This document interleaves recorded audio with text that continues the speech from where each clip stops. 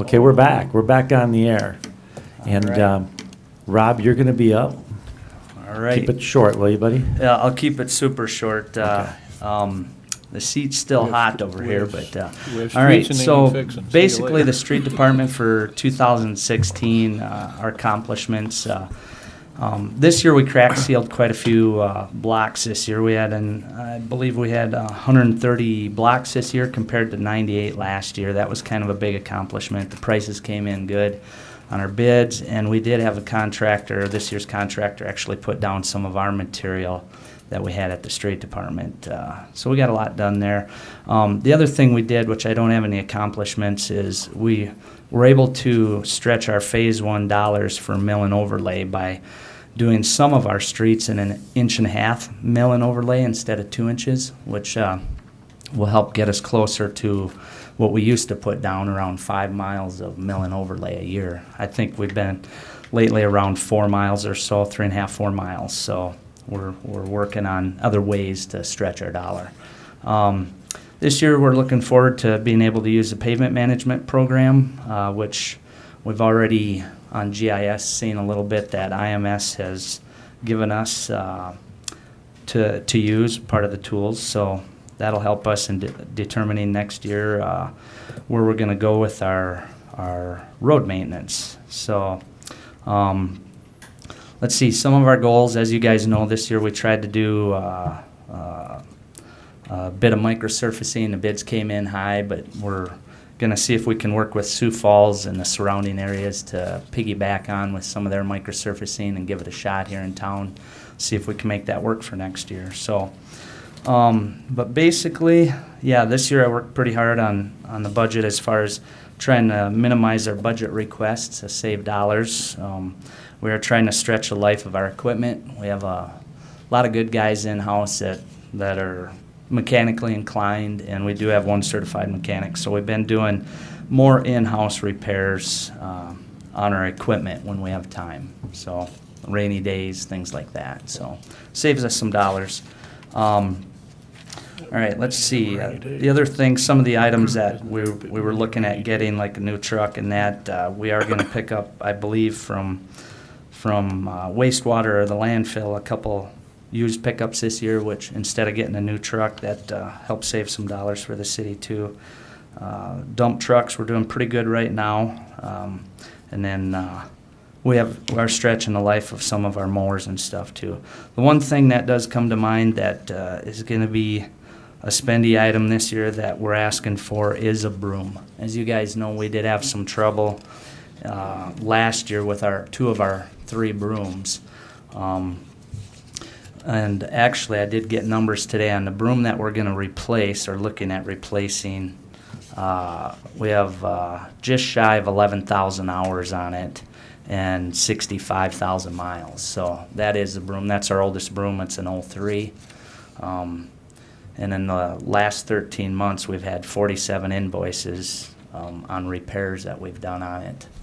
And that only comes to like $10,000, but it was a lot of nickel and dime stuff. So downtime, really. So anyway, that broom is due for replacement. It's needed. So let's see here. As far as any major changes, let's see. I did lower our fuel, or as far as our request for fuel, because we obviously, with the prices down, we have room to move there, and we should be okay. So more in-house repairs, like I was saying, our equipment maintenance line, we're not farming as much work out, so we did drop that line, but I did increase the parts for equipment line, which is part of what we do in-house. We buy the parts and put it together in-house. So capital purchases, some network upgrade, that's some of the computer stuff we're working on with IT. Vehicles and equipment, we have an asphalt hot box, which we're requesting, which basically what that does is it's a box that has burners on it and keeps the asphalt mix hot throughout the day, and you can actually plug it in and keep the mix hot overnight if you don't empty the box. And it also has a side tank for keeping tack mixed up and usable. tack after it's been opened up, and that's what you put down before you put the asphalt down. It's like a primer. The tack goes to waste real quick once it's been opened up. So anyway, this asphalt hot box, what it should do is help us reduce trips to the asphalt plant to pick up asphalt, because the way we do it now on our patch crew, we might have 3-4 trips with one guy per day out to the asphalt plant. If we plan things out, we'll have 1 to 2 trips per day with a bigger asphalt hot box. So that allows one guy that might have an hour round trip time to stay on site and get more done. So You probably have a little bit better finished product too, wouldn't you? with that? absolutely, Yeah. because right now our guys put down mix that's too cold to put down sometimes, so the finish is not always good because of that. So the asphalt stays at a good working temperature. It's more pliable. It's easier to work with too, so a little less stress on the old arms on raking it out and stuff for the fellas too. So really, that's mainly what we have for the street department this year. It's pretty short and sweet. So, got any questions? Just one, I noticed that there was a decrease in signal light maintenance. Is that because we're anticipating having less signal lights?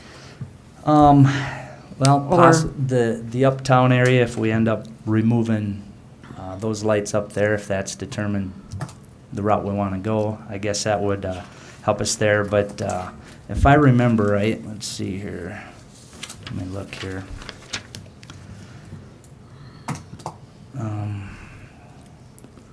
Signal light maintenance. I know we're getting a lot of new ones with all the new road construction, you know. Right, and that, a lot of the older ones are being replaced by when these projects go through, the lights get replaced, you have less maintenance there I think to too deal that with. I think too LED. that was one that historically has been on the lower end. So it was just something that was kind of lowered to kind of be in line with what we've actually been spending. Rob, a question for you. First of all, I want to thank you for the job that, from my perception, that you and your crew do in town. Do you feel like you're keeping up? I mean, that's one of the first things that people are going to form an impression about in a community is what the quality of the roads are when they pull into town. Just your thoughts as far as, where you're at as far as keeping up with things. As far as patching goes, I feel that we're struggling a bit to keep up with the patching.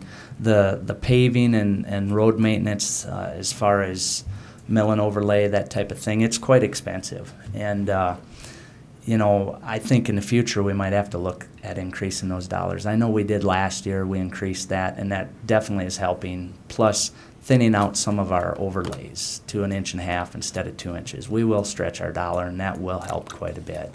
And as far as road maintenance goes and full road reconstruction, there's methods out there that we're looking at that will save the taxpayers' dollars and get some of these roads fixed for a lot cheaper amount. So one of the things that comes to mind is the full depth reclamation is just a way, instead of pulling all the material out of the road and hauling in all new material, communities are doing more of grinding that material together and adding hardeners and stuff to solidify the base. We're looking into some of that, which is used more in rural sections, but it is used in town too, where you have curb and gutters. So, but yeah, as far as the patch crew goes, that part of it, I feel I've been working on trying to increase our equipment for our patch crews, our crew, and I'm trying to get to a point where I have 2 full crews with all the equipment they need to get more done with patching, because our list is always very long. It seems like we never get caught up. So. But I would think that with all the crack sealing that you've been doing in the last 3 years now versus none for 7 prior, I mean, you had a long ways to catch up. Absolutely, and you're right, Mayor. The crack sealing. How many is gonna pounds were help. laid down again this year? We did 68,000, Yeah. I think. So, yeah, that was great. We did get a lot done this year, and 130 blocks. That's a big impact. So we were able to get all of North Lake Drive done, and actually we'll be chip sealing that this week yet. So. Yeah, 'cause I should think be it's this so week. important, that we understand the need to get those cracks filled up, because you get the water in there, and then, you know, you're freezing, thawing, freezing. That's where your potholes come from. Absolutely. So thanks for being on top of it. Yeah, thank you. I know it's getting kind of off the beaten path, but the company that come in and evaluated all of our roads, have you got all the results on that yet, or? That's what we're waiting for, is the final results. They actually, I believe it was yesterday, I think they completed part of the testing. So we are still waiting for the results, Yep. the studies. Because ultimately, that should save the city some money to spend your dollars more wisely, put it that way, Right. so. It's a tool that'll help us Yep. determine how to repair the roads and what roads need repair, so. Rob, how many miles of roads do we have that we maintain? With the state highways, about 217, and that includes alleys. What we have within the city that is strictly ours to maintain is around 180, real close to 180 miles, so. Just roads, not alleys, but just. No, that just- does include alleys. That's alleys? Yep. And that's single lane, that's not lane miles. So if you start adding that up, that's a lot, so. Any other questions about the street department budget? Yeah. And as I looked through this budget, I know that we have certain places that we budget for drug and alcohol testing. And you've got that in your budget. What determines what departments do that and don't do that? Because I see- CDL carriers. It's okay. Yes, DOT Okay. requires that. All right. Yep.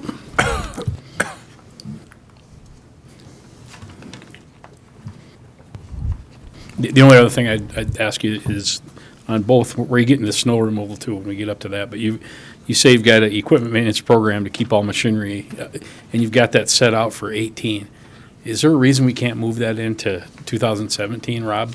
You've got that listed on both your budgets. Right, and actually, we are currently looking, IT's working with me on software for fleet maintenance software.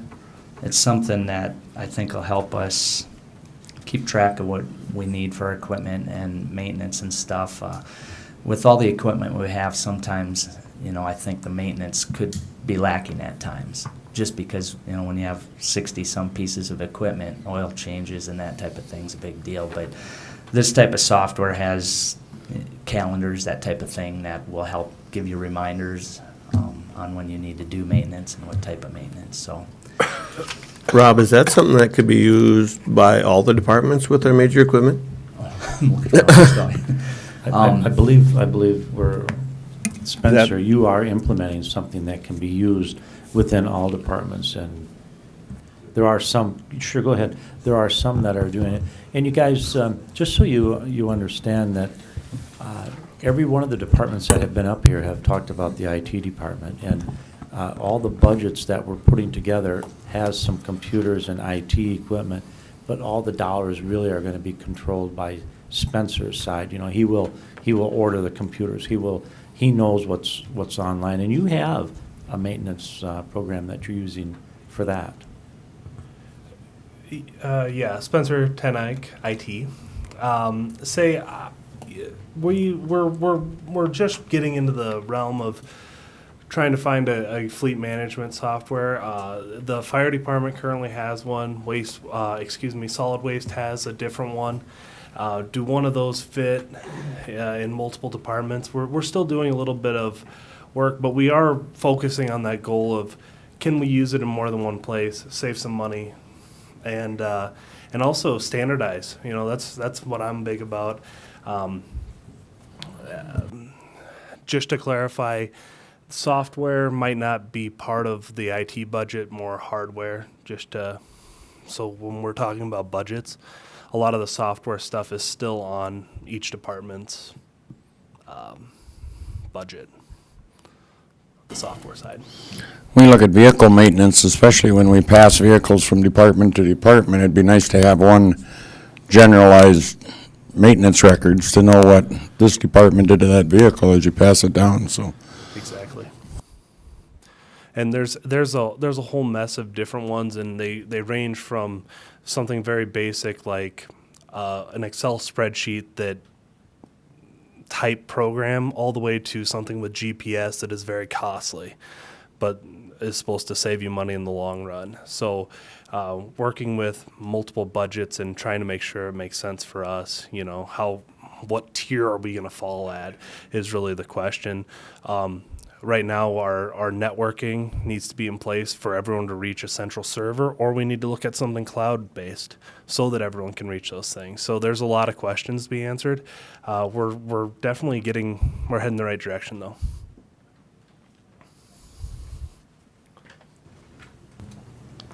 Any other questions on street? Otherwise, we'll move to snow removal. Okay. You want to go ahead, Rob, and talk about your snow removal? All right, snow removal.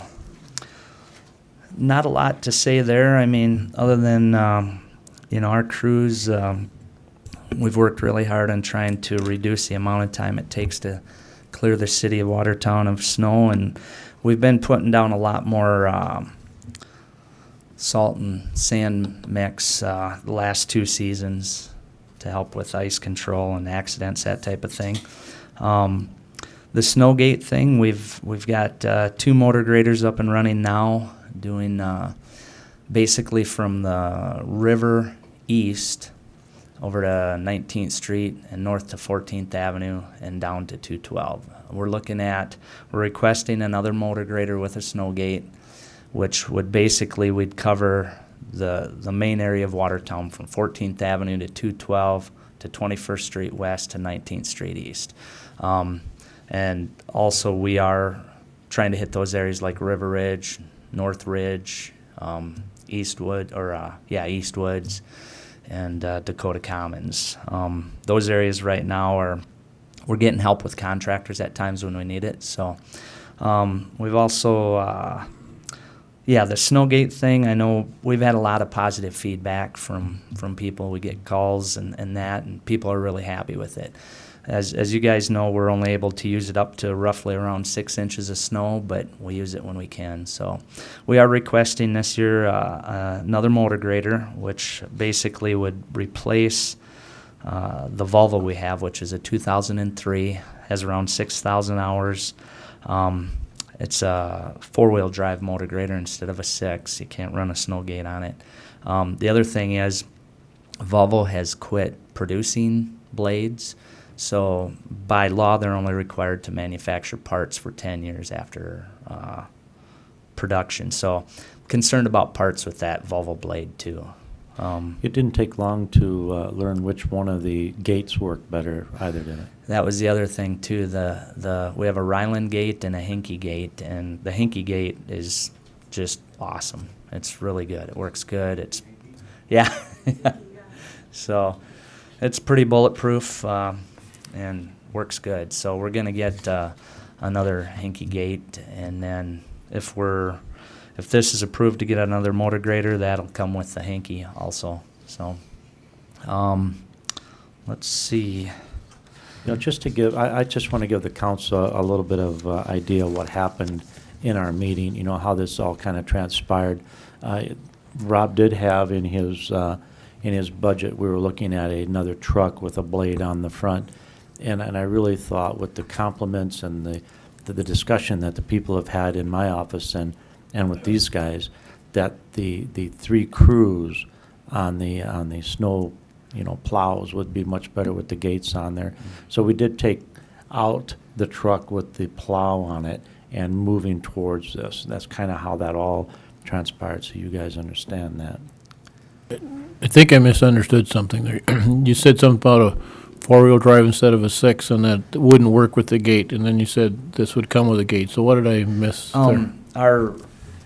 Right now, we currently, in our fleet, we have the motor grader we use from the landfill is a 6-wheel drive. It takes a 6-wheel drive to pull a gate.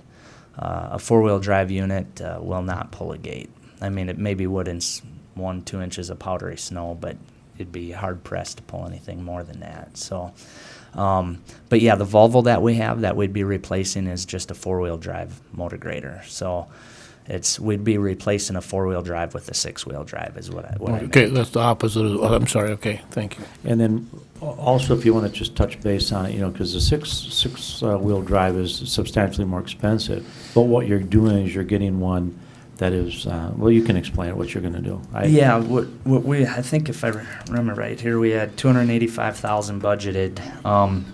If we were to purchase a new motor grader, six-wheel drive, we have two options here. I'm a little concerned about reducing the size of our motor graders. We've been running 772s, which, or equivalent. The last two blades we've gotten, the landfill and the blade we got last year, 672s. Now, we did notice last year pulling snow with the snow gates and stuff, there seemed to be not a big power issue, but you could tell there was, they struggled to pull it when we had heavier snow with the snow gates. So what I'd like to do is get a 772 again, but for that dollar amount, we'd only be looking at getting a used 772. Now, Sioux Falls still has some in their fleet, or their rental fleet that they had last year, the 40 I think they had. There's still some of those available, which that would get us pretty close to where we need to be to pick one of those up. And they don't have a lot of hours on them. No, I believe under 300. We did actually have one of them down to our shop here less than a month ago that we demoed. We'd be looking at that. Or the 285, last year we had a 672 with a snow gate brand new for 260,000. So it would, either way, it would cover what we would need. Whether we went with the used 772 size machine or a new 672 size machine, which are all six-wheel drive, just more horsepower machine when you go to a 772. So Sioux Falls leases all theirs? They have like 40 of them that they lease from RDO John Deere for plowing snow. So Have we ever looked at that option? we did last year. I actually talked to the council. Last year we had the option to get one for $288,000 with a snow gate, but you guys recommended we go out for bid, so we went that route. And we ended up with a new machine, but smaller. I think the question that he was asking you. Did we ever look at leasing, though? Leasing. No,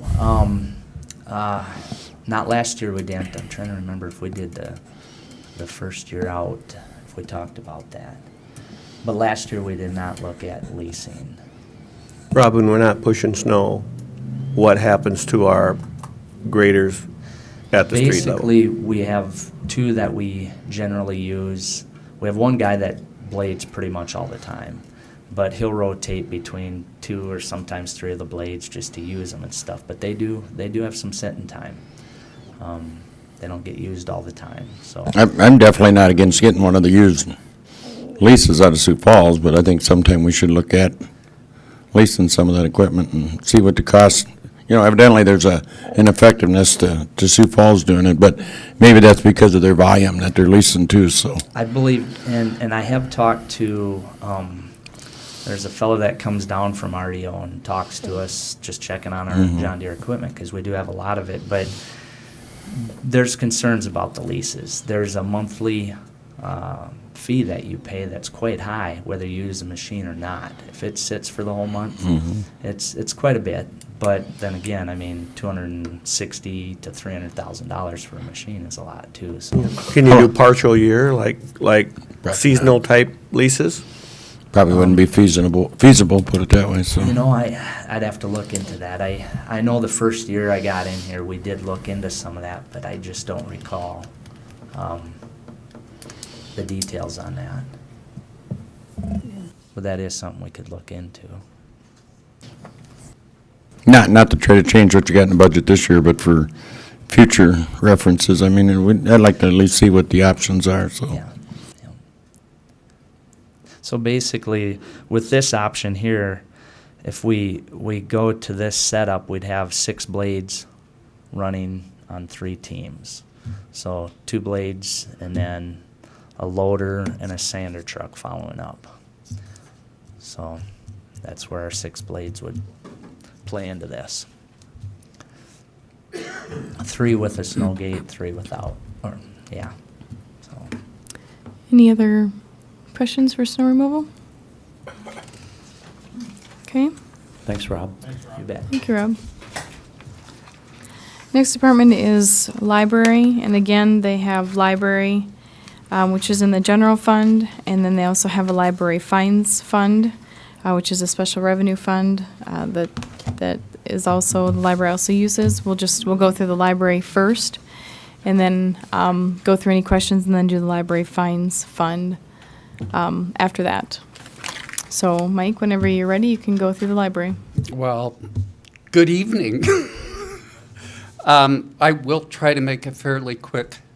Just quickly looking at the accomplishments for this year, there's a couple things I'd like to mention. One, we are hosting the State Library Conference here the end of September, which is going to bring in a couple hundred people. And I hope you can maybe stop and say hi to some of them. One of the things, earlier in the evening, there was some talk about replacing lights with LEDs. We did do that in actually two places in the library. One, we replaced the metal highlight lights and the fixtures that were up in the clear story. And we did go through with utilities and get, cost ideas from them. But actually those we replaced more because of a safety issue, because those fixtures got so hot that they actually melted the solder that connected the wires in the fixtures. But we did see a substantial kickback on the I forget what the fund is called, but for replacing those with the LEDs. We are replacing the regular light bulbs in the building with the LEDs, and we're turning that into. Coming up, goals for 2017. One thing there I really want to mention is we're hoping to send more staff to regional training programs. Now this comes because there's been a big turnover in the staff, and you'll see that when you turn your page. If we really skip down to the significant budget changes and personnel changes, you'll notice that there's a reduction in the salaries of $16,000. That's because of the turnover in staff. And when you have staff turnover, you need to train them. So that's where that comes in. As long as there are significant budget changes, SDLN, which was the South Dakota Library Network we talked about last year, is no more. And Shelley, I just got an email yesterday evening that we are going to be getting another $13,000 plus back from that reserve fund. So we should be seeing that sometime in the next month or two. The other major, well, actually the only increase in there is on our ILS. That's the Integrated Library System maintenance. There was a couple things there. One was a change in the vendor that actually provides to the vendor that we deal with in a cost for a service that we chose to have. Where before, basically, it was getting the covers of the books off of Google for free. That's no longer, now they have to pay for it, and they pass the cost on to us. Then if you want to go to page 62, where we get into the nitty and gritty, I will just kind of point out that ILS maintenance there is, that's the change I just talked about. Go down where it says maintenance of others, there's an increase of $700. That's a 41% increase. That's maintenance of others is things outside the building. For example, your sprinkler systems, and we've had a number of sprinkler heads we just had to replace, but there are other things that we think may be going out. If you go down to travel expense personnel, that's actually a decrease. But I just want to point out that even though we're decreasing that, that's because there was a big jump this year. And that was because we had an opportunity to send some people to a major national conference. And you graciously provided the money to do that. Overall, our total budget's down. So, any questions on the general fund budget? Mike? Okay, go ahead, go ahead. The total program attendance under your performance measures is about half. Pardon? Total program attendance for 2016 and also for 2017 projected is about half of what it was a couple years ago. Just change in emphasis or doing something different? There's a little bit of both. There's a change in emphasis there, Glenn, and we've also, I think we're getting a little more accurate figures. The others were, you wrote the notes down when you remembered. Hey, Mike, out of curiosity, when you look at purchase new and replacement books and materials, what percentage of that would be spent on e-books, that type of thing, versus hardcover copy Where you're talking, on your capital purchases? the e-books are actually on a different line item, Bruce. Oh, okay. If you will look, So that would be hardcover type books? well, yeah, Okay. that's the library books and office references line you're referring to. That's any physical item that we purchase. That's a hardcover book, paperback book, would be a DVD, CD, kit. Okay, Thanks. sure. Any other questions? Otherwise, we'll move on to the library fines fund. Okay. You want to go through your library fines fund, Mike? Let's just really look at the capital purchases there.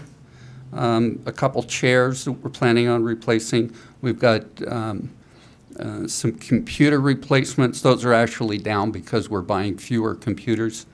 There is $10,000 there for firewalls and wireless access points. I actually don't anticipate that we're going to end up spending all of that. Part of it is contingency in having visited with Spencer about it. We are going to be replacing our firewall, and we have been having some issues with people being able to connect to our wireless network and the performance of that.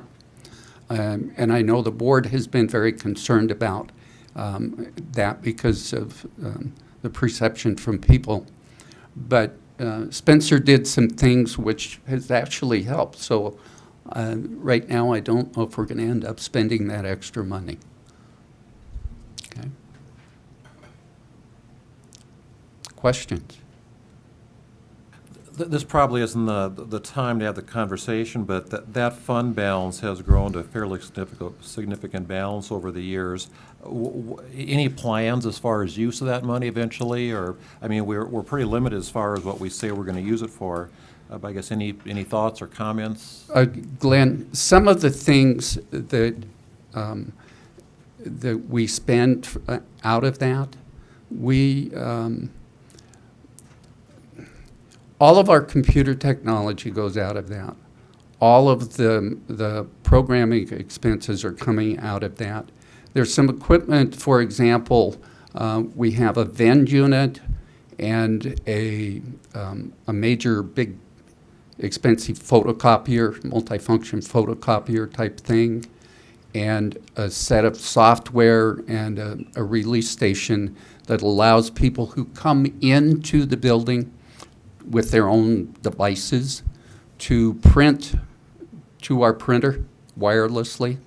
Okay, all of that was purchased through that fund, and that equipment is going to be coming up for replacement. It's going to be pretty spendy. That will all come out of there.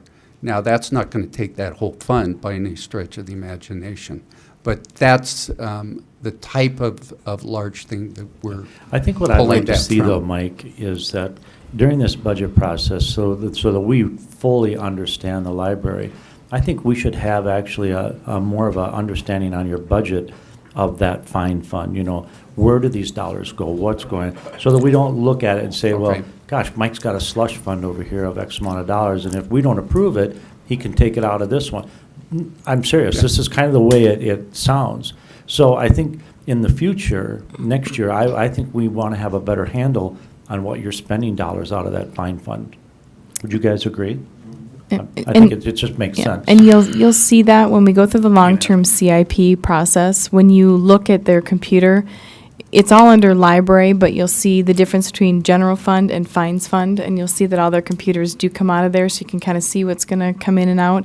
The other thing is that that fund balance was significantly higher a few years back, and the library board got together and we created a fines fund policy, and it's basically, it can't have any more than 35% of what the general fund expenditure for that year is, which their fund balance is anticipated to be lower than that.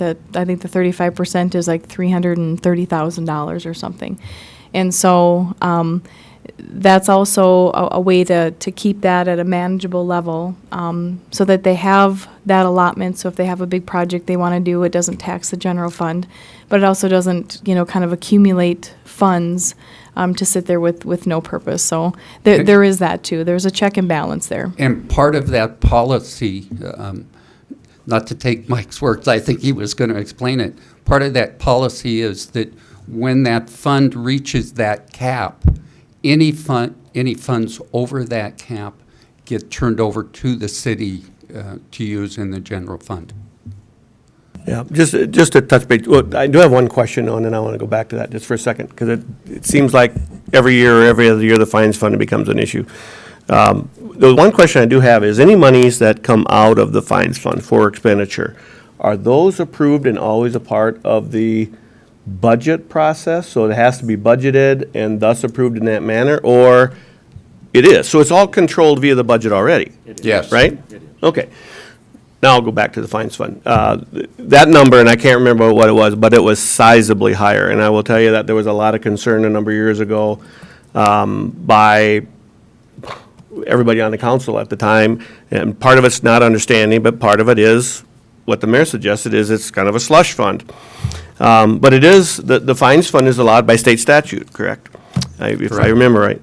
And so, working with Stanton Fox when he was here, and working with Mike and the library board at the time, as I was the liaison, we talked about the concern that the Mayor Williams did, Steve had concerns, council members, here's the concerns, let's try to come up with a compromise that brings in control, and control, not a dirty word, but control in regards to that amount. And that's what we came up with, and I think it seemed very realistic and fair at the time, because there were certain controls that would govern how big that would be. And hopefully, I was going to ask how that's working out, but it seemed like it was a fair compromise at the time. We put in a lot of sweat on that, didn't we? Yeah. Thanks for the background on that. Mike, what is the balance of that fund currently? Do you have any idea? As of the end of 2015, it was 279,000. Yeah. And it's anticipated to be right at that or a little Yeah. bit lower. Yeah. So, and I think the highest it can be is I think it's like 335,000 or something like that, so. Other questions for library fines? Okay, thank you, Mike. Thanks, Mike. Okay, thank you. I'm out of the hot seat, and we'll turn it Yep. over to somebody else. Building Perfect. services Kenny, yeah. is next, so if Ken wants to, Kenny wants to break a record tonight. should I say start? I'm going to hold it to the 5 minutes. Well, just in general, things have been going good. All of our stuff is running online. We're up on permits a little bit. We're up on the value. If I can take John's 20 million out from last year. Then we're up a little bit there, and we're up on the number of permits. Code enforcement, everything is going good. You can see our budget is very, almost straight out. The mayor found us a vehicle with the police department, so we're gonna pull $20,000 out there. We got $7,000 for capital funds. That's just to do some tablets and some computer replacement. We had plan commission expenses that since we no longer have the noon plan commission meetings, we pulled a little money out of there, but we still have a lot of noon meetings that we kind of catered to a little bit. We got our $10,000 nuisance abatement costs. I really think we need to leave that in there. It's projected to stay in there. We spent $5,600 this year to buy a house that's in the floodplain, which is going to give us a lot better a look, improve our position with the FEMA, because we're trying to make some guidelines into clearing out the floodway. Life is good. Any questions?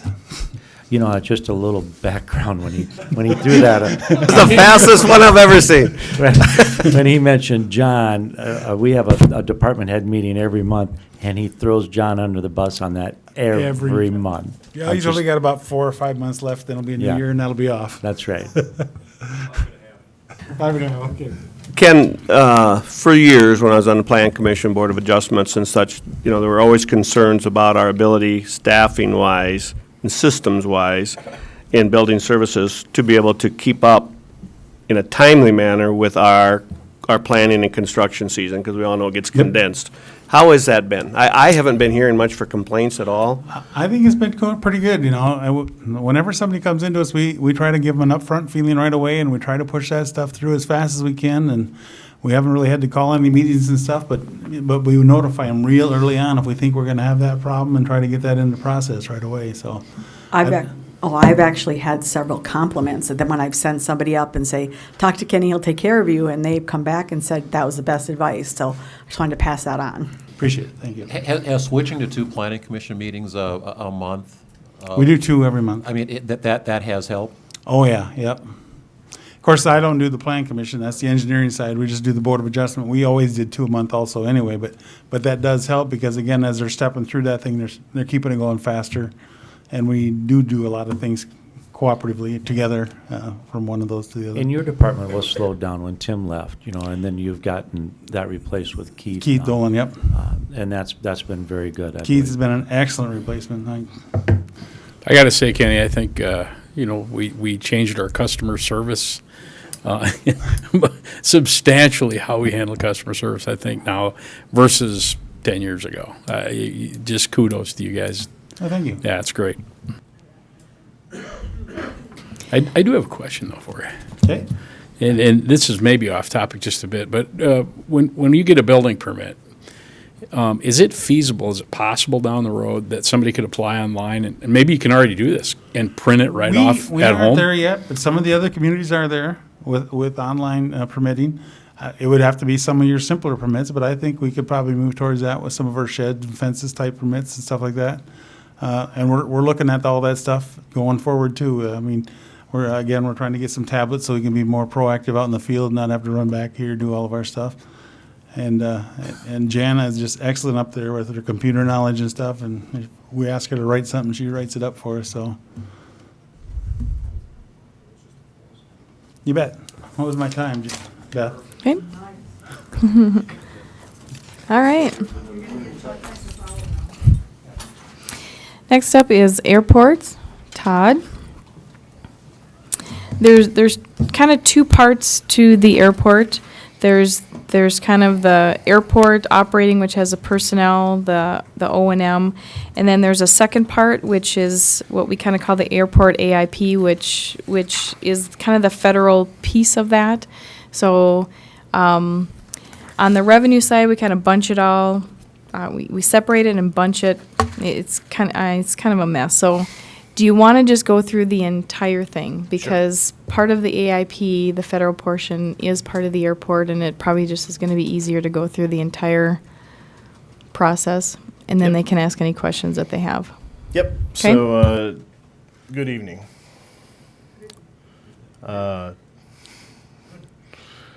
2016 accomplishments, the inaugural burnout event was very successful. We had 525 participants out there as far as drivers and spectators.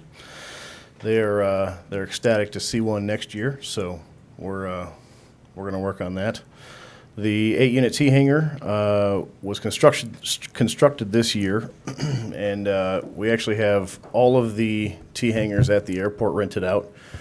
We're actually sitting at 54 based aircraft in Watertown, compared to, I believe the number was 27 in 2013. Goals for 2017, obviously provide reliable air service with the new airline, ADI. Also, we have a runway project coming up in 2017, replace the crosswind runway and maintain airport grounds. 2018 and beyond, expand the aviation-related businesses out in the airfield.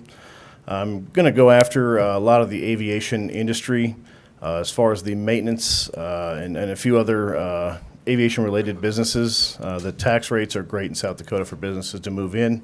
So the mayor and I discussed this. We're going to try and get after some businesses out there. We're going to remove and replace the current ramp to help with the drainage issues we have sloped towards the terminal right now.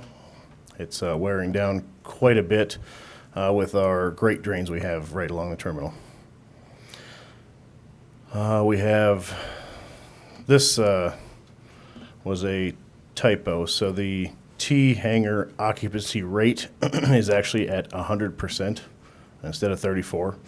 We actually have 34 T-hanger spots available to rent out. So it's actually 100%. Moving on, we'll go to the budget summary. The significant budget and personnel changes, $27,050 for salary adjustments and health benefits. We actually went down on insurance premiums, adjusted that to the actual costs of, since I've been doing this for 2 years now. This is my second year doing this, so we're just adjusting actual costs.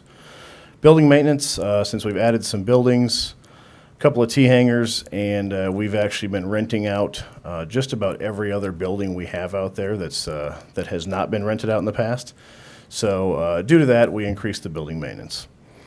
Seal coat and crack sealing, we're going to try and maintain that ramp surface. It's a very large ramp surface, so we increased the budget a little bit. I'm going to work with Rob Bainan to hopefully piggyback on his seal coat and crack sealing next year, so we can spend our dollars more wisely. I think we can go farther with our dollar going through him. And then the computer network upgrades that IT put in. We still have one airport manager, two maintenance employees, and then 1.63. We're still at 4.63 from last year.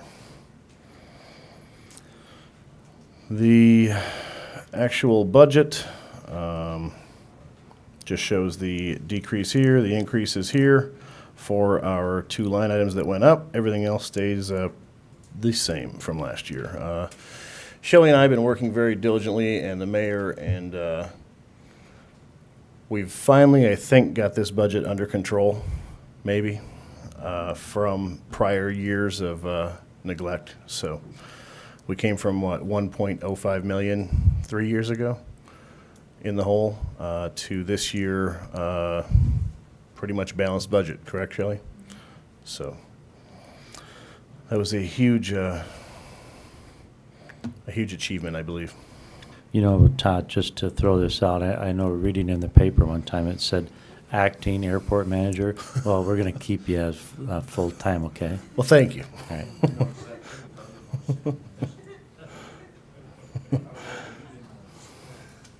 No, he did. He sent me a note. He said, "What's going on?" You're acting mayor, right? Yeah. Okay, just, Yeah, probably more so than an acting manager on the airport.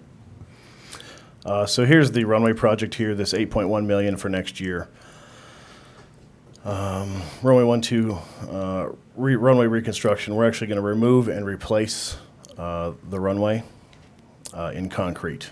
We've done a portion of it in 2012, So we will not have to close both runways and close the airport. So that helped tremendously, but the costs came in a little higher than expected this year. We're not sure why. We're still waiting for the federal government to make up their mind if they want to go with this price or if we want to rebid it. Our percentage of that is what, is 5? 5%, 400,000. Shell, I've got a question for you. We have nothing for depreciation expense the last couple of years. Are we just purporting this to be a cash basis budget, or why nothing for depreciation? In budgeting, yes, because, cash basis, okay. yes, yep, because we're more worried, especially since we've kind of been running in that negative cash balance. We're more worried about cash in, cash out. Depreciation comes in when we do our financial statements, so. Any Todd? other? I got a couple questions. First of all, you said 3 years ago, we were at 26 planes, now we're at 54. Correct. Well, obviously, we had to have a place for those planes to go, and as we've done that, if we ROI the building of those buildings versus the rent we get for those individual planes to come in, does it pan out? What Sorry, ROI? return on investment? Oh. I mean, Oh, yeah. Well, this year, I can tell you that we're making, with everything full, it was just shy of $70,000 a year rent. and what did it take us? That's for all of them, correct? Correct. Okay. And we just built 2. that had how many in it? 16 units total. Total of 16. Correct. Okay. Now, this is going to sound like a stupid question, but where do those additional 28 planes come from? I mean, they had to be somewhere. Were they at smaller airports around us? Correct. Or I know we've taken them from Arlington, we've taken them from Brookings. Aberdeen had a couple. We've actually taken them from farms. They've had them stored at farms, and we've taken some from Clark. And the rest of them, I have no idea. are we full at this point? We are absolutely full. And is there opportunity then for more? There is. We're going to hold off for a while until that list fills up, but I do have 2 or 3 on the waiting list right now. 2 for sure that want a hangar, but that's not Okay. enough for me to jump right now. The only other question I have is just in regard to the airport period, but, we have where we've got to walk from the terminal to the plane versus, the skyway or the ramp or what you want to call it. Is there even, forgetting cost right now, but could our facility have a Jetway? jetway type system that would work? Yes, they actually make fold-up jetways. They have a canvas side on them and a roof, and they actually slide right into the building. And then when the aircraft parks, they open the door, and then the operations staff pulls that jet bridge over to the plane, and it actually latches to the plane. And then they actually walk down, and then they're covered going into the terminal. Have we ever looked at something like that, just to see what the cost would be for I have. for our operation? And it's pretty expensive. I would, I looked at them this summer, early this summer, and I want to say they were between $200,000 and $300,000.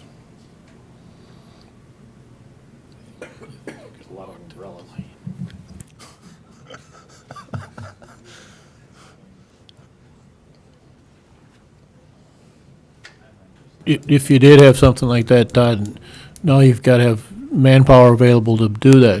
Is that, The airline operations staff would pull they'd it have to out. take care of that?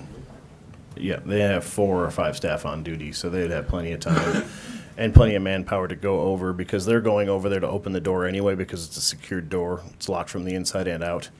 So they go over and unlock the door. At that point, one of them stands at the door and one of them goes back to the plane. So they could pull that out. One could go back over to the door. The other one could stay at the aircraft. Yeah, because right now they got to pull the steps up to the plane. Correct. Any other questions for the airport, Todd? Okay, Thank you very much. thanks, Todd. Mike? Yeah, he'll be here for a while, since he has both wastewater and solid waste.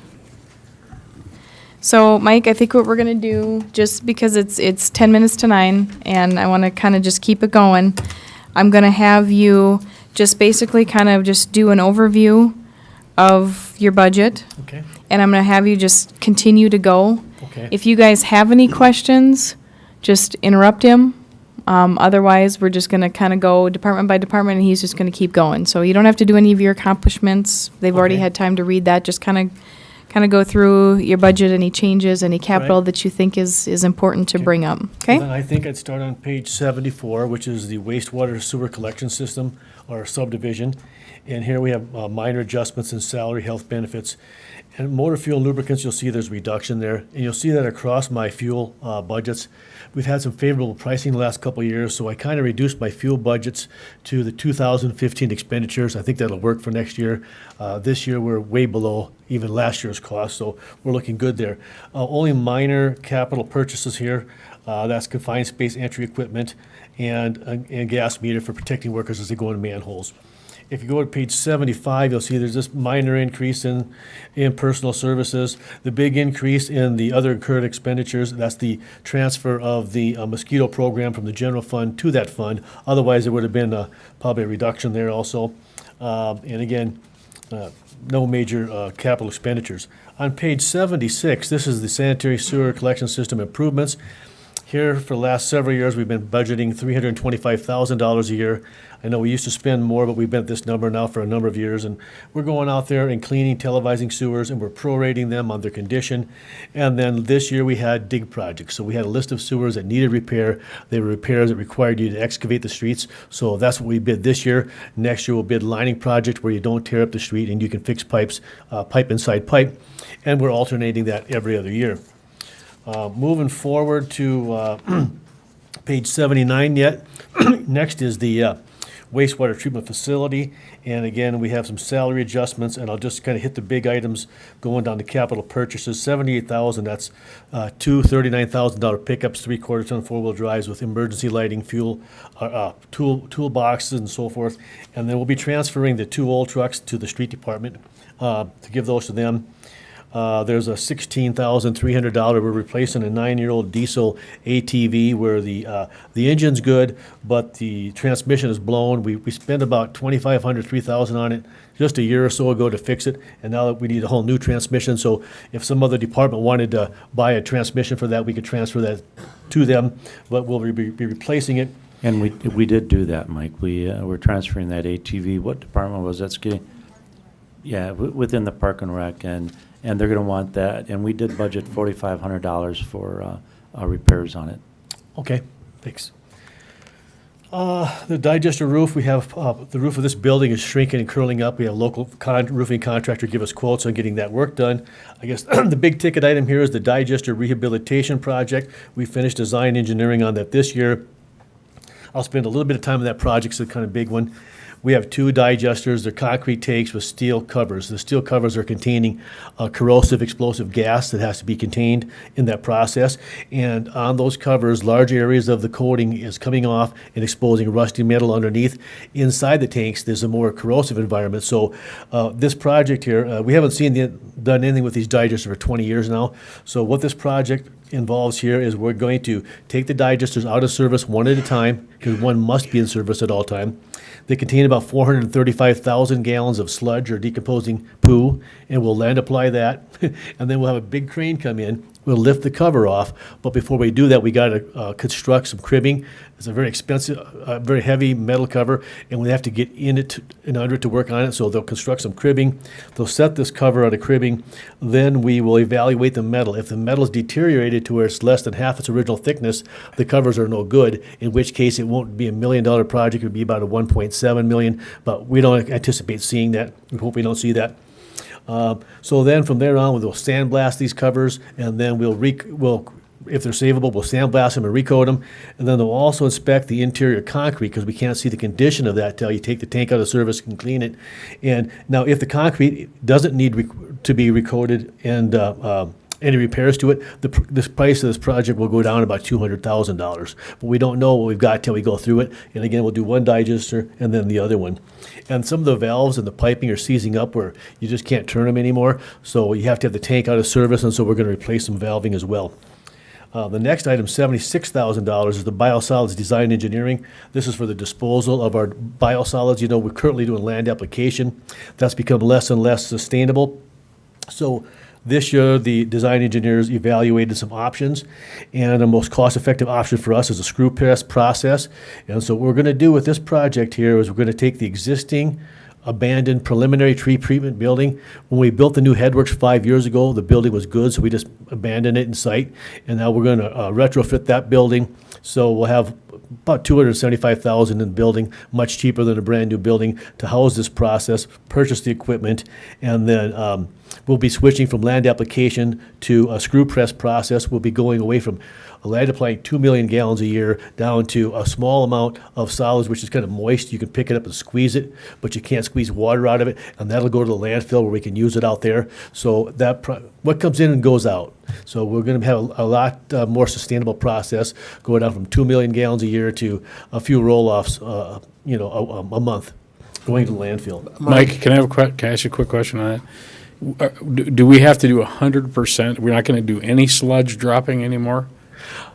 So in other words, could we do partial? I mean, could we still do sludge? Well, we look, yeah, right now, I mean, all our eggs are in one basket on land, and then we also looked at, the problem was with the land we got that's close to us is going away, and actually the land now that we've been using for the last 20 years has been leased out. The farmer's retiring. So what we have to do, one of the things they looked at is, yeah, we could sustain land application and contract it out, because you wouldn't be taking it 1 and 2 miles anymore, but you might be taking it 20 miles to find people that want it. And looking at the cost of that, this was the most cost-effective approach. Our best approach is to maintain what we've got right now, is to continue land application. Because that's very cost effective, but the sustainability is the issue. So we've exhausted all our resources for surface area to apply that to land. Yeah, well, we have some land that's ours. It's not enough, and we're going to a local farmer who is, next door to us. So we want to maintain that, because you defer this capital expenditure, but if they just change their mind, we got nothing. Then the engineers did talk to people that contract this out, and comparing the cost of that with dewatering, this was the best option for our facility to sustain the process. What kind of volume are we talking about for our landfill? Oh, it's not going to be significant. It's going to be going in roll-offs, just like at a construction site where you've got those, roll-offs at a construction site. We're going to be using containers of that size and taking out probably a couple containers a week, as opposed to 2 million gallons in an ongoing process. That would be totally biodegradable. Yeah, well, it would. And we were required to cover the garbage weekly with soil anyway, so we would put this down first. You don't want stormwater to hit this and leave the site, because it has some pollutants to it. So it isn't going to be, it shouldn't be exposed to stormwater, but we could use it as the first layer before we put the soil on. Mike, on the digester project, is that totally our expense, or is there some state or federal grant dollars that are available for part of that? Not that I'm aware of, no. It's just a rehabilitation project. I'm not aware of any. We could take out a loan on it, but we have the funds to do it, so we're paying for it out of our monies. I guess I asked a question because I just saw within the last month or so a number of grants that were given to any number of communities around the state for something, to me, that looks similar to this, and I was just wondering if this would qualify for anything. I'll call the state on it and see. I'm not aware of any. The solid waste, we've had pretty good luck with grants, but this, I don't know that there's much out there. Usually they'll give you an SRF loan as opposed to a grant, but I can call those folks at the state. Why don't I find what I'm referring to, Mike, and get that to you? Okay, thank you. Okay, so then on page 80, you'll see that there's a minor increase in personnel expenditures, next to nothing increasing in the O&M or other expenditures. The next place we come to then would be 82, which is the industrial pretreatment section. Just one sampler and minor salary and health benefit adjustment. Nothing really to talk about there. On the laboratory, the biggest item we have here is the laboratory rehabilitation project. And this one, we've had our wastewater engineers have given us this estimate. I did work with our building inspector, or our building official, who has spent some time also in clinical maintenance here in town, and went over this with him at the mayor's request.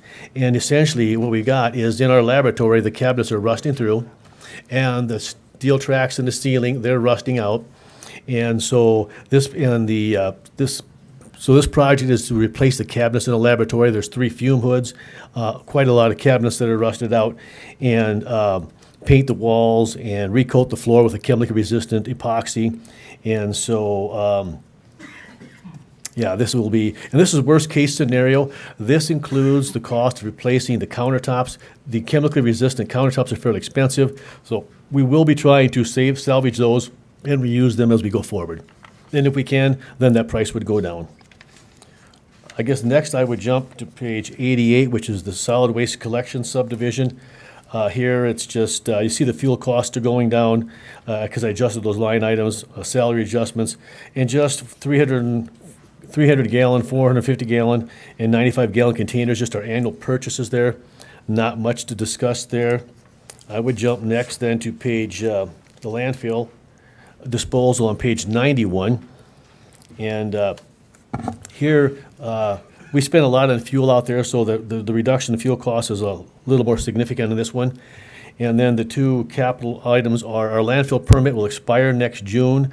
The DENR requires us to submit an application form 6 months prior to expiration. And this is a lot of design engineering work. Our design engineers will be providing the state with our design information, our operating plan, construction specifications. And one of the things they make us do in the landfill business is submit cost estimates for our closure and post-closure cost, which is the cost of capping the landfill, and then after it's capped, when it's full, monitoring the site for years. And I know finance is aware that they make us, the city, set aside a certain portion of those projected expenditures to make sure the city's financially strong enough to sustain the cost of closing a landfill when it becomes due. So that's where that's going. And then the other item here would be this landfill stormwater build-out design. We're above grade in cells 1 and 2 right now, putting garbage while we build our next cell. Once that next cell is filled to grade, we'll come back above ground, and we'll be filling above ground space, putting garbage over garbage. But what we've got to do before we get to that point is we've got to construct the stormwater improvements necessary to collect and convey all the stormwater that's going to be shed from this above ground waste. And so we're designing that for the whole landfill next year. And then what we'll do is the following year, 2018, we will construct those improvements for the north half of the landfill, which will be where the waste will be going once the next cell is filled and we go above grade. And then the south half of the landfill, those improvements will be pushed down the year, several years down the line to the next cell we build, like cell 7, which will be quite a ways down the line. And then we'll construct the south half of those improvements. But we've got to build someplace for that water to go. You got to provide the improvements to collect that water, convey it off-site, and keep it as clean as possible, and keep that water out of your garbage cells. So, Hey, Mike, can I ask a question? You know, when you drive down just a little ways from Brookings where they have their landfill, do they have a different type of system than what we do? Because don't they, it looks like you got a small ski mountain out there that they have.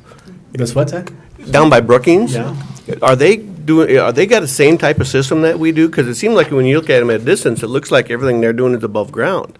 Like they're creating a little mountain or something. Yeah, we've done that to a certain extent. They have a different design. It's probably still the same type of liner and a similar permit, but they're doing more above ground. They're probably in their active cells, they filled them to grade, whereas we haven't got all of ours built, so we're not all filled to grade. So they would have, I haven't been to that landfill now in 4 or 5 years, but that would be what that is, Mike. They're just using above ground That's the space. next phase that we'll go into, Yes. start going up? Yep. Okay.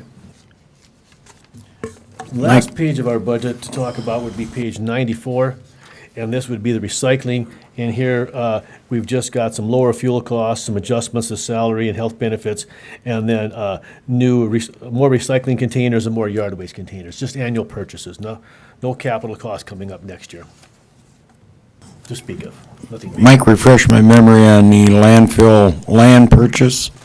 Yes, this year, we had a neighbor come in, and the neighbor was a willing seller, so we had it appraised, and so we have we started with an option on an 80-acre piece, and have exercised two 5-acre purchasers going first, so we're buying 10 acres contiguous with our eastern border.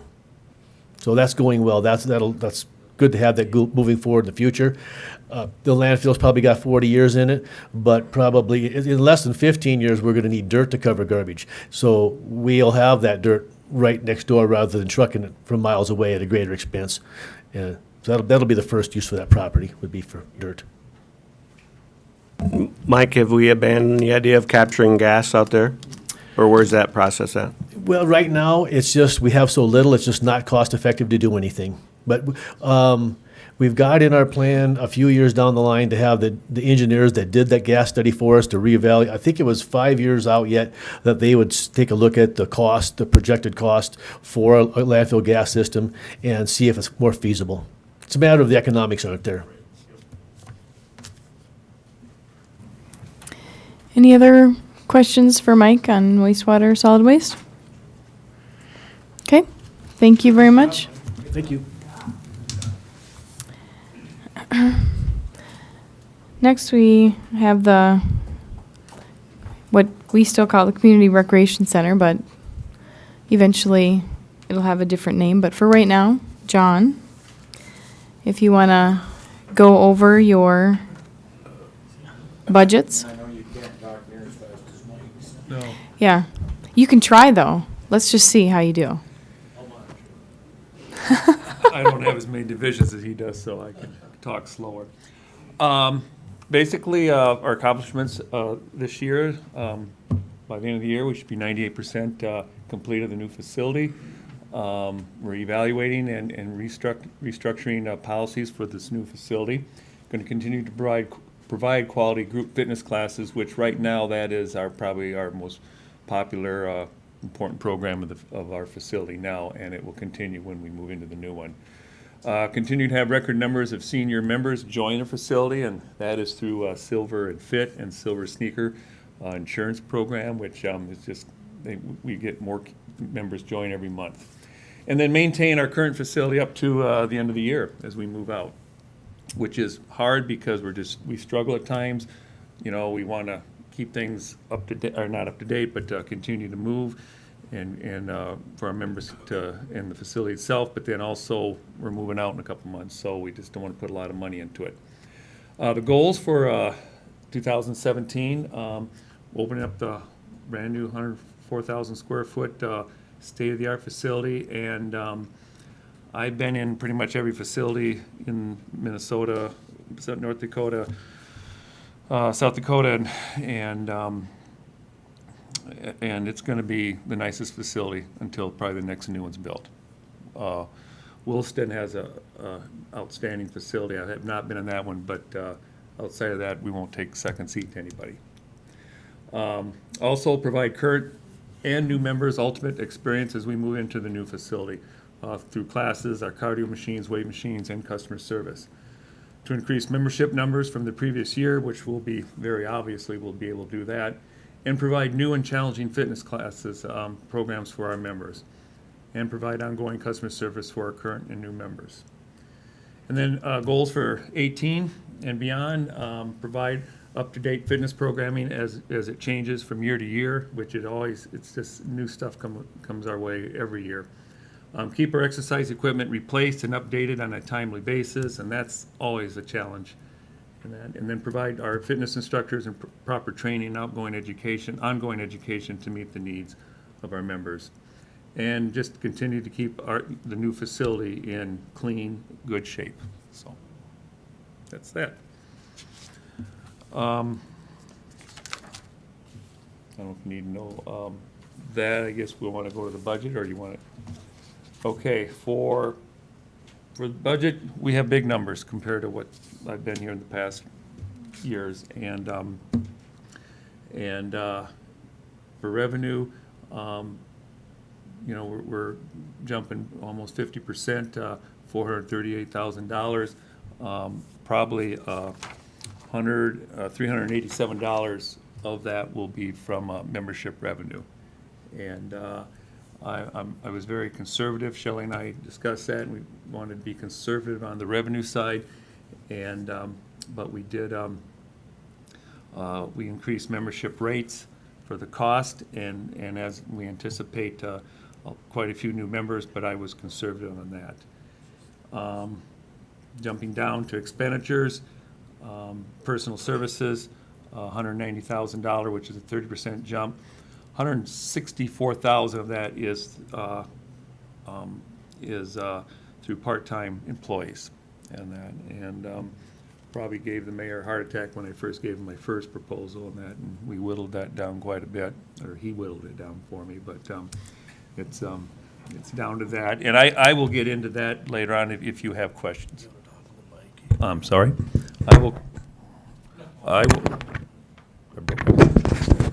I will get into that more detailed if you wish to, and that. But our whole budget has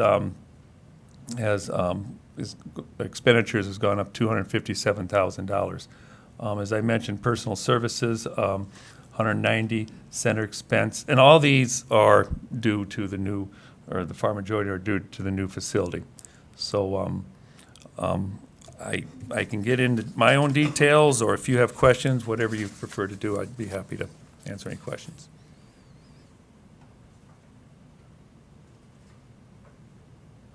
This was not an easy task. I must have spent as much time as I had on anything to put this budget together, but I did as much research as I could. I contacted, I have a network group that will not respond every time because I think they're getting tired of me, but a facility in Grand Forks, 2 facilities in Fargo, and then the YMCA in Aberdeen, and also a facility in Wilmer that I sent out a question to these individuals, and on the whole, they're pretty good at returning because they all have facilities very similar to the size of what we're getting. So, John, it's probably a rhetorical question, but you said you're being conservative on the revenue side. I understand and would expect that. On the expense side, we're comfortable that we've captured and allowed for whatever, I mean, all the additional new expenses. I mean, are we being, if anything, on the high side on the expenses, or any comments on that? No, the things that have jumped out, utilities gone up 120,000 to 181, and what I did was I took our current budget, our current square footage, and divided that, and came out to $1.74 per square foot. And I just times that by 104,000 square feet, came out to 181. And I visited with Adam Kars from Utilities on that, and he says that's as good as any. He felt that might be kind of high. A couple notes there to be concerned about is, one thing is the gymnasiums are going to be air conditioned, and that. So that is going to be an additional cost. But then on the reverse side, all our equipment's going to be up to date, new, more efficient. Excuse me, as well as we're almost 100% LED lights, which will be a huge savings. So, I just want to mention, John. I know that you said that we cut quite a bit out of the budget, but guys, I hadn't seen John get quite so hot under the collar as he does sometimes during these things. No, you caused it, Steve. What's that? You caused it. Yeah, I know. I loved every minute of it too. I'm just no, but this was by far the hardest budget to put together of anything that we've done so far this year in the budget process because of the unknowns. And I will tell you that John has a salary adjustment of $190,250. We don't know if that's going to be the correct number or not. We really don't. But what I told John is that, let's get this thing up and running. And if it's easier to add than it is to tell people that we got to let you go because we don't need this many people. So I did tell him that it's so much easier to go that route.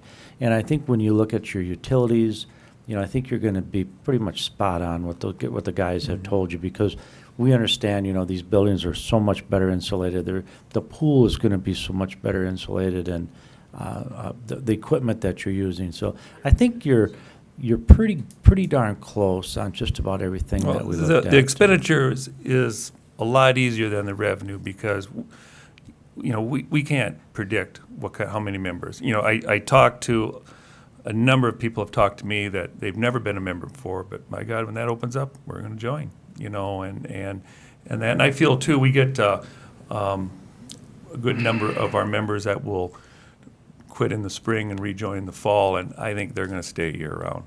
And I think we're going to get a lot of people that will stay with us too. So, Just as a point too, and I to remember here is that the 4 gyms are really going to be for the primary use of the Park and Rec, which today, that is the auditorium.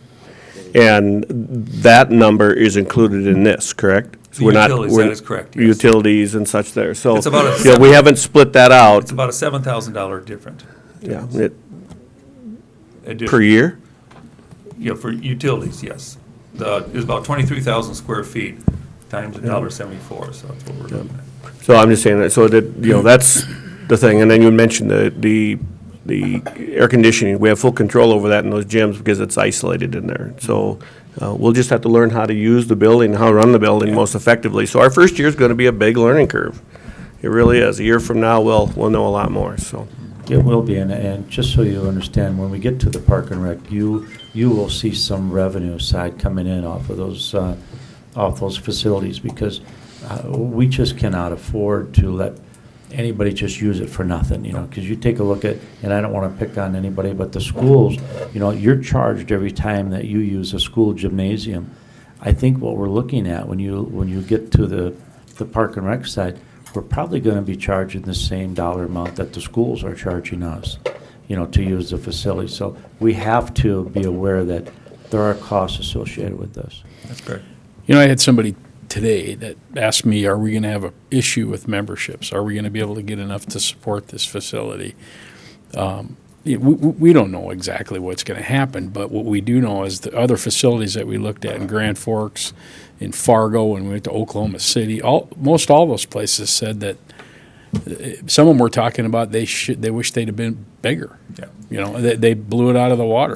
We averaged past 5 years 250 to 300 new contracts, new members a year, and that. But we get a number of will drop too because of don't use or they move, you know, or they for the summertime and that.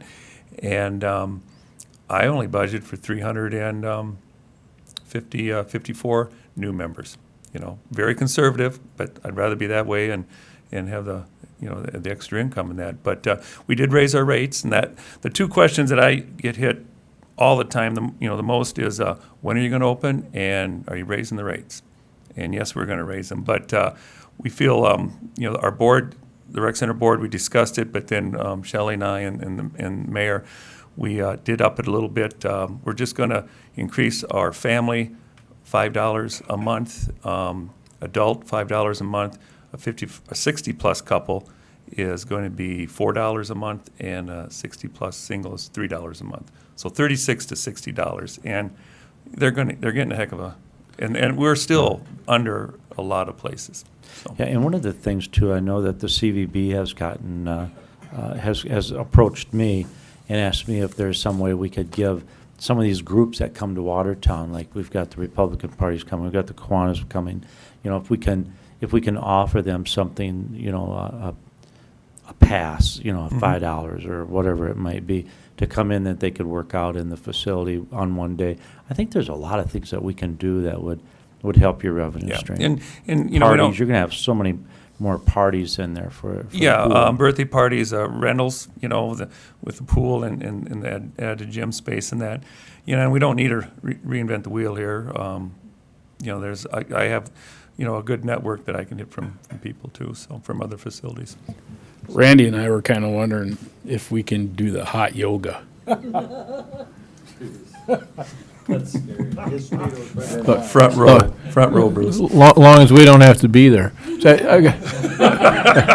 I got one one question, and that is, in the budget for the extra floor space, you said you got the utilities. Is the maintenance of that in your budget, or is the Park and Rec doing the maintenance? I mean, as far as, that's got to be cleaned and, We are going, the thing is, the Park and Records will be renting that facility to everybody, including us. I mean, you know, they have 4 gyms, we have 1, but there's times we're going to be using there during the week and then on special events.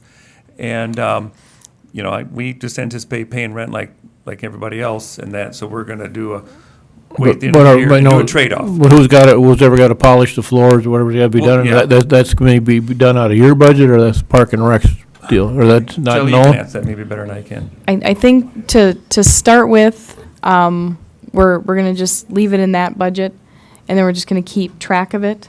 How much manpower, how much cleaning supplies, and then based on how much he uses the gyms, the utility costs will kind of make it work at the end, because the Park and Rec is really getting the revenue for renting out that floor space. And so, you know, we have to kind of get through to see, does it make sense to have 2 different types of cleaning staff, or is it just as easy to have the ones on site continue to clean the building, and then we have some sort of a rental agreement or utility type of a thing that we make it work in the end. Yeah, that's exactly correct, because the Park and Rec was included in their budget dollars to have a cleaning person, cleaning personnel up there. And we thought, well, with John's crew, they could do that, and then there would just be dollars transferred from the Park and Rec to the community center for those facilities. It just didn't make sense to have 2 crews in the same building. And then the other was a comment, when we went up to Grand Forks, compared the rates that they had compared to where you were at. I mean, the adjustments that you're making, you're still, and they didn't obviously have any problem, because the places that we went all said they overshot whatever the expectations were on. And their membership numbers have increased every year until I think this year Mike, the director says they Finally leveled out. Got to be a point at some point where it'll level out, but just based on usage and how many people can, you know, at some point in time it gets to be too many and you can't, not enough equipment, enough space, so, but you know, I assumed when we looked at that there's going to have to be some adjustment to rates, and you're still, I think, considerably different than what they are, so it's not out of line. A lot of people ask me, and then most recent, when we come up with these numbers, I told people, and they go, oh, okay, that's not bad. And so. Any other questions for John? Sorry, Randy. Mayor, should we set up a time to take another tour for everybody, because it's developed immensely since last time? I think so. There's been a lot of changes up there, and I think you should set up I'll do that. a little time for Next them week. to go through. And maybe when they see the hot yoga room with all the windows, you might rethink that whole request. I'm just saying. Big windows, Bruce. Just saying. Maybe you can do hot yoga with the lights off. Yeah. And then Okay. we have we did get the new Danforth stairway to second floor in there, and that looks very nice. He had to be the first one to run up the steps. I couldn't even beat him. He just flew up there. And, Nice. yeah. Did a little Rocky move, did you? Yeah, he got up there. Yeah, he did. Rocky. No, Rocky. Little Rocky Balboa. Oh, no. Oh, hey, no. Okay. I think we're done with you, John. Thanks, Thank you so John. much for waiting around. Yeah. Thanks, That's John. Okay, last one of the night is yours, My Mayor and City Council. We didn't have a lot of changes on here. You know, of course, there is the salary adjustments that the council and everybody was getting. The insurance premiums were down. Shelley, again, she changed the allocating method of doing that. We do have a little increase in the travel to workshops and conferences. We have gone to more of these conferences, and I think it's important that whether it be just the mayor or whether a couple of council people go to these things, I would encourage you to go to the municipal leagues. It really is very interesting. Brad, you just went to one in Rapid City when you were out there, and it's very informative for you. So we did have some increases in the travel and workshops. Special projects, there was a small increase in special projects. You know, we have things that pop up all the time that they're asking the council for their special projects or the mayor for special projects. So we did add just a little bit to that. But overall, our budget stayed relatively flat. The total budget was up 0.6%, which is relatively small. So if you got any questions on it, I'm sure try to answer them for you. I would like to clarify one thing. If somebody's looking at the percent and the dollar increase, remember that's from the budget that we passed last year, but then remember we had a late adjustment to the mayor's salary. So that 10,000 is based upon the first budget that we passed before the adjustment to the mayor's salary. That is correct. Yep, absolutely.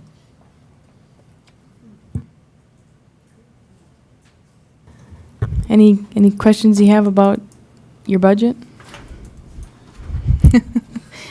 Okay. Well, thank you. Thank you very much. Yeah. Okay, well, that Yes. concludes tonight's portion. Tomorrow night you'll have more fun. So I will turn it back over to the mayor to go through the rest of the agenda items. Okay. So is there any old business that we need to discuss? Any new business that we need to discuss? Any liaison member reports? John is over here. Nope. Executive session, anybody need to go into executive session for any reason? Okay, I would look for a motion and a second to adjourn. I got it by John and Glenn. All in favor, say aye.